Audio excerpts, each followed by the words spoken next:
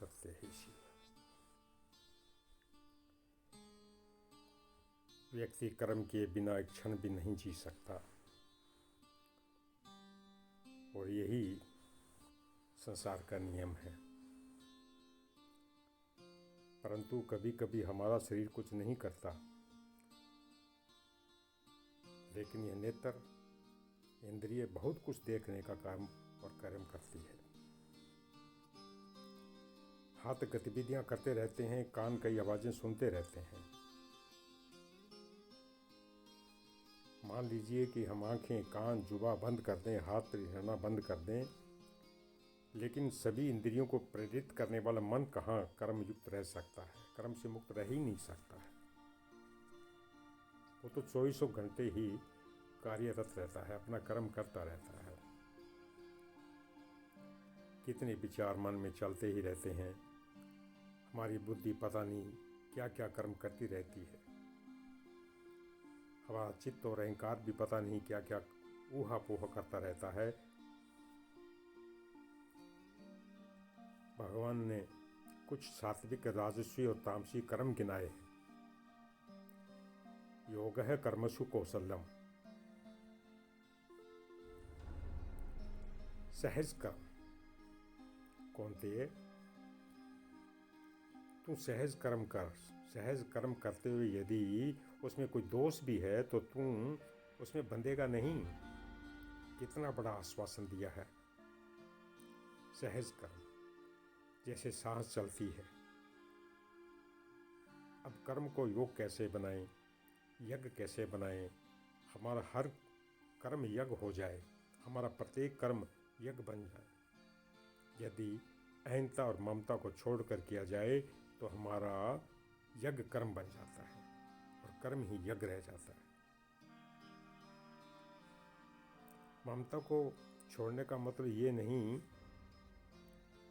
न मम इस समष्टि के लिए है। जैसे आप जानते हैं, यज्ञ अनुष्ठान सनातनी व्यक्ति करता रहता है।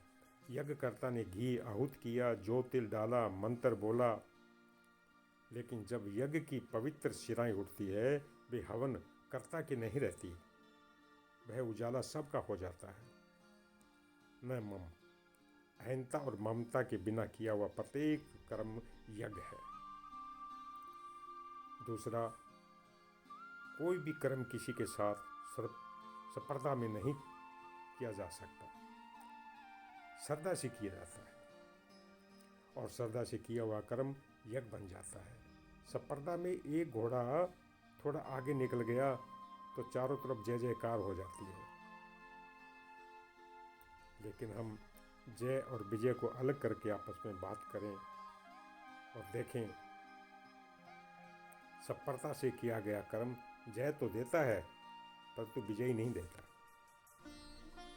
विजय तो देता है श्रद्धा से किया हुआ कर्म। इससे भी सरल करूं, कर्म नीति से करो। जो भी कर्म करो नीति और प्रामाणिकता से करो, बस यज्ञ हो जाएगा। थोड़ी कमाई भले कम हो, थोड़ा लाभ कम हो, बहुत बड़ा लाभ परमात्मा ने दिया है, मानवता। 3 ही सूत्र याद रखने, कर्म नीति, रीति और प्रीति। जो कर्म जिस ढंग से करना चाहिए उसी ढंग से करे।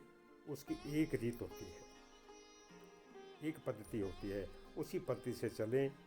एक रेखा है, उसकी एक विवेकपूर्ण मर्यादा है। और कर्म प्रीति से, प्रेम से करें। एक शिक्षक पढ़ाने का कर्म प्रेम से करे, किसान प्रेम से बीज बोए। तीसरी बात, भगवान कृष्ण के शब्दों का आश्रय करें।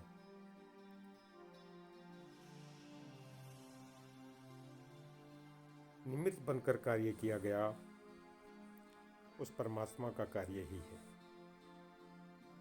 हमारा कर्म यज्ञ बन जाएगा जब हम नियमित बन करके, नमित बन करके नहीं, किसी के दबाव में नहीं। मुझे इस कर्म के लिए परमात्मा ने निमित्त बनाया है, मैं तो निमित्त बनकर कर्म करूं। निमित्त मात्र होकर किया गया कर्म यज्ञ है। बदला लेने की भावना से किया गया कोई भी कर्म बंधन है। बलिदान की भावना से किया गया कर्म यज्ञ है। बलिदान यानी हम बदला न लें, बदले लेने की भावना न हो। जैसे कि दक्ष ने मानस में यज्ञ किया क्योंकि शिव से नाराज थे। एक बदला लेने के लिए दक्ष का यज्ञ कर्म यज्ञ नहीं रहा, विफल हो गया। यह अध्यात्म की केवल ऊंची ऊंची बातें नहीं हैं, यह जीवन में पल पल जीने की बात है। फिर आसक्ति मुक्त होकर कर्म करें, यानी आसक्त होकर न किया जाए। मैं करूँगा ही, करता ही रहूँगा, मुझे करना है ये, हुआ हुआ, सहज न हुआ न हुआ। भगवान श्री कृष्ण का प्रसिद्ध कथन है, माँ फलेषु कदाचन। तेरा अधिकार मात्र कर्म में है, फल में नहीं। और जिस कर्म का फल न मिले तो उसे कौन करेगा? जिस धंधे में फायदा न हो तो कौन विपर्यसा उसे करेगा? और भगवान कृष्ण कहते हैं, फलाकांक्षा छोड़कर। तो इतना ही कहना चाहते हैं कि फल के लिए हम कर्म न करें, रस के लिए करें। फल ना मिले मैं करूं बस, और फल मिल जाए तो कर्म का परिणाम तो आता ही है।